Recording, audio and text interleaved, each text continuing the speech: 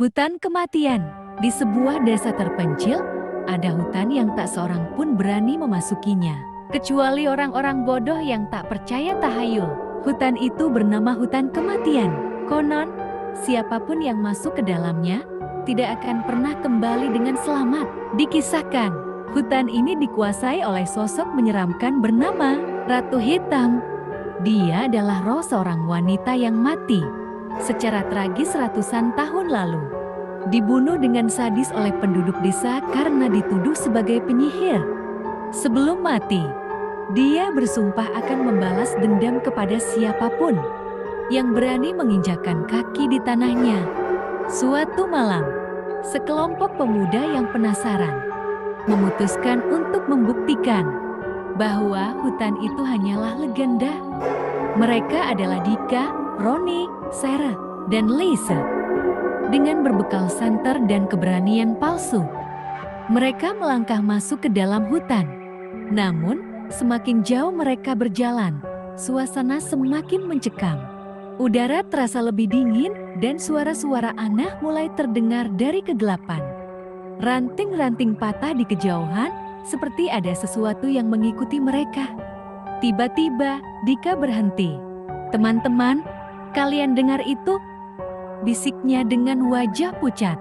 Suara tangisan lirih terdengar di tengah kegelapan. Tangisan seorang wanita. "Sial, kita harus pergi," bisik Lisaya ketakutan. Tapi terlambat.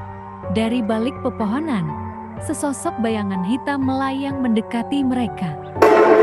Wajahnya putih pucat dengan mata hitam legam yang kosong. Gaunnya robek dan berlumuran darah. Mulutnya menyeringai dengan deretan gigit tajam. Itu Ratu Hitam. Dalam sekejap, dia menghilang lalu muncul di belakang Roni. Tangan kurusnya mencengkeram kepala Roni, memutar lehernya hingga terdengar suara krak. Roni jatuh ke tanah, tak bernyawa. Sarah menjerit, berlari sekuat tenaga. Tapi akar-akar pohon tiba-tiba bergerak sendiri, mencengkeram kakinya. Ia terseret ke dalam kegelapan sambil menjerit. Sebelum suaranya menghilang sepenuhnya, Dika dan Liz berlari tanpa arah. Tetapi hutan ini bukan hutan biasa. Pohon-pohon berubah bentuk, jalan yang mereka lalui tadi kini menghilang. Mereka terjebak dalam labirin kematian. Liz tersandung dan jatuh. Saat Dika menoleh untuk membantunya, dia hanya melihat wajah Liz dipenuhi ketakutan sebelum tubuhnya tiba-tiba ditarik oleh tangan-tangan hitam yang muncul dari tanah. Dika satu-satunya yang tersisa. Nafasnya tersengal, keringat membanjiri wajahnya. Dia mencoba berdoa, tapi suara bisikan-bisikan mulai memenuhi telinganya. Lalu, dari belakangnya, Ratu Hitam muncul dan berbisik di telinganya. "Selamat datang di rumahku." Sebelum Dika sempat menjerit, segalanya menjadi gelap. Keesokan harinya, penduduk desa menemukan sesuatu di depan gerbang hutan. Sebuah kepala manusia. Matanya melotot ketakutan. Ternyata itu kepala Dika. Di dahinya terukir pesan dengan darah. "Jangan pernah masuk ke hutanku lagi." Setelah kematian tragis Dika dan teman-temannya, desa itu kembali diliputi ketakutan. Setiap malam, suara jeritan terdengar dari dalam hutan. Seolah-olah roh-roh yang terperangkap di dalamnya menjerit meminta pertolongan. Penduduk desa tak lagi berani keluar setelah matahari terbenam. Takut menjadi korban berikutnya dari Ratu Hitam. Namun, ada satu orang yang tak bisa menerima kematian Dika, yaitu Aldi, kakak laki-lakinya Dika. Ia sangat dipenuhi dendam. Aldi bertekad memasuki hutan dan membunuh Ratu Hitam. Ia mencari bantuan dari Pak Karta, seorang dukun tua yang konon mengetahui rahasia kelam hutan itu. Pak Karta memperingatkan Aldi bahwa Ratu Hitam bukan sekadar hantu biasa. Ia adalah iblis yang telah mengikat jiwanya dengan hutan itu, sehingga tak bisa dimusnahkan dengan cara biasa. Tapi ada satu cara, kata Pak Karta sambil menyalakan dupa hitam. Kita harus memanggil rohnya dan mengusirnya dari dunia ini dengan ritual kuno. Tapi kau harus tahu, jika ritual ini gagal, kau akan menjadi bagian dari hutan itu selamanya. Aldi tak peduli. Dengan membawa belati berukir mantra kuno, ia dan Pak Karta memasuki hutan kematian di tengah malam. Mereka tiba di sebuah tanah lapang yang dipenuhi tulang belulang manusia. Di tengahnya, sebuah batu nisan retak berdiri dengan ukiran nama yang hampir tak terbaca, yaitu nama asli Ratu Hitam sebelum ia menjadi iblis. Pak Karta mulai merapal mantra, membakar dupa, dan menaburkan garam hitam di sekeliling mereka. Angin mulai berhembus kencang.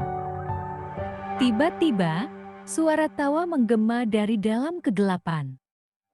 Kalian sungguh berani. Dari kabut yang pekat, Ratu Hitam muncul, matanya menyala merah. Tubuhnya lebih mengerikan dari sebelumnya, kulitnya mengelupas. Dan darah mengalir dari mulutnya yang penuh taring tajam. Kalian ingin mengusirku?